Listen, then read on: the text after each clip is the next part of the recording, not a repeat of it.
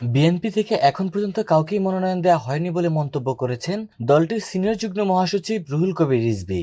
আজ মঙ্গলবার 23 সেপ্টেম্বর রাজধানীর নয়াপল্টন বিএনপির কেন্দ্রীয় কার্যালয়ে সংবাদ সম্মেলনে তিনি এ মন্তব্য করেন। রুহুল কবির রিজভী বলেন, আমরা স্পষ্ট করে বলতে চাই, বাংলাদেশ জাতীয়তাবাদী দল বিএনপি আসন্ন জাতীয় সংসদ নির্বাচনের জন্য সর্বাত্মক প্রস্তুতি গ্রহণ করেছে।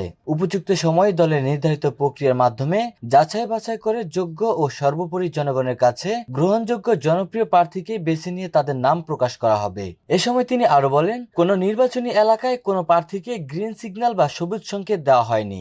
প্রত্যাশীদের মধ্যে দলীয় নানা কার্যক্রমে যার পারফরমেন্স ভালো তাকেই প্রার্থী হিসাবে মনোনীত করা হবে।